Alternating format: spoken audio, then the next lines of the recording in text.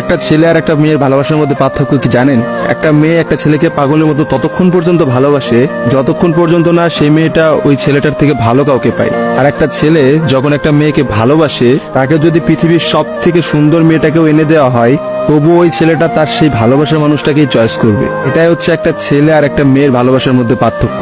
কারণ ছেলেরা কোনো সময় বেটার অপশন খোঁজে না, ছেলেরা সবসময় তার শান্তির জায়গাটা খোঁজে। আর একটা ছেলে একটা মেয়েকে যতটা ভালোবাসতে পারে, একটা মেয়ে তার এক গুণও ভালোবাসতে পারে না। ছেলেদের ভালোবাসাটা ভয়ঙ্কর রকমের সুন্দর হয়, কারণ একটা ছেলে যখন একটা মেয়েকে মন থেকে ভালোবাসে, সেই মেয়েটার থেকে ভালো কোনো অপশন সে কখনো মাথার মধ্যে চিন্তাই করে না। ছেলেদের ভালোবাসার সাথে কারোর ভালোবাসার তুলনা করা যায় না। ছেলেরা তাদের ভালোবাসার মানুষটাকে যেমন অন্য কারোর সাথে সহ্য করতে পারে না, ঠিক তেমনি একটা ছেলে কখনোই তার ভালোবাসার মানুষটাকে রেখে অন্য কোনো মানুষের পিছনে কখনো ঘুরঘুর করে না। ছেলেরা কখনো কোনো বেটার অপশন বা কোনো সুন্দরী মেয়ে দেখলে তার গার্লফ্রেন্ডকে ভুলে যেতে পারে না।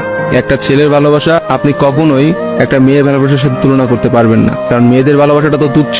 তারা একটু ভালো অপশন পাইলে, তারা একটু ভালো কাউকে পাইলে, বাইরে যেখানে দেখবে যে টাকা পয়সা আছে এমন কোনো জায়গা পেলে মেয়েরা সেখানেই ছুটে। তারা তাদের ভালোবাসার সম্পর্কটাকে ভুলে যেতে কোনো সময়ই নেয় না। একটা মেয়ে যত সহজে একটা ভালোবাসার সম্পর্ক ভুলে যায়, একটা ছেলে কিন্তু অত সহজে তার ভালোবাসার সম্পর্কটাকে ভুলতে পারে না। আপনি একটা জিনিস খেয়াল করে দেখেন তো, রাস্তার মোড়ে মোড়ে কতগুলা পাগল ঘুরে বেড়ায়। সে পাগলগুলোর মধ্যে ছেলেরা বেশি না মেয়েরা বেশি? আসলে নারীর ছলনার কাছে হেরে গিয়ে কিন্তু ছেলেরা পাগল হয়ে যায়। আর তারাই কিন্তু সমাজে নানা রকম জায়গায় ঘুরে বেড়ায়।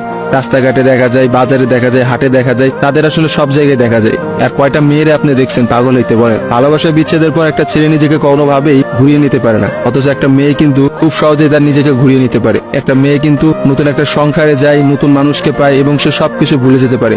আসলে ভাই, নারীদের ছলনা বোঝার ক্ষমতা না ছেলেদের এখনো হয় নাই। একটা কথা আছে, ইতিহাস কিন্তু সাক্ষী যে নারীরা কিন্তু চরম ছলনাময়ী। আপনি কখনোই একটা নারীর ছলনা ধরতে পারবেন না। একটা ছেলে কখনোই একটা নারীর ছলনা বুঝতে পারে না। একটা নারী আসলে কি করতেছে বা তার মধ্যে কি চলতেছে, এটা কখনোই তার মুখ দেখে বা তার সাথে মিশে আপনি বুঝতে পারবেন না। অথচ একটা ছেলে, সে কিন্তু কখনো ছলনা করে না। ছেলেদের মানুষের মধ্যে কিন্তু কখনো কোনো ছলনা থাকে না। তারা কিন্তু নিঃস্বার্থভাবে তার প্রিয় মানুষকে ভালোবেসে যায়। দিন শেষে দেখা যায় যে প্রত্যেকটা ছেলেই কিন্তু মেয়েদের কাছে ঠকে যায়। দেখা যায় তার ভালোবাসার মানুষটা কিন্তু একটা সময় বলে, তোমার থেকে ওই ছেলেটা অনেক ভালো, তোমার থেকে ওই ছেলেটা অনেক বেশি টাকা পয়সা আছে, বা তোমার থেকে ওই ছেলেটা অনেক বেশি ভালো অবস্থানে আছে।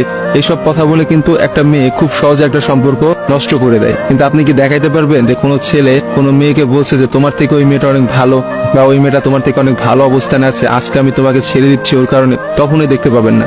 কারণ একটা ছেলে কখনোই তার প্রিয় মানুষটাকে অন্য কোনো মেয়ের জন্য ছেড়ে যায় না। আর আপনাকে আমি হাজার হাজার এমন অপশন দেখাইতে পারবো যেখানে হাজারটা মেয়ে হাজারটা ছেলেকে এই বেটার অপশনের কথা বলে ছেড়ে চলে গেছে। মেয়েরা ভাই বড়ই স্বার্থপর হয়, ওরা যেখানে একটু স্বার্থ খুঁজে পায় সেখানেই চলে যায়। কিন্তু আমি দিন শেষে একটা কথা বলতে চাই, কোনো মানুষকে ঠকিয়ে কেউ কোনোদিনও সুখী হতে পারে না।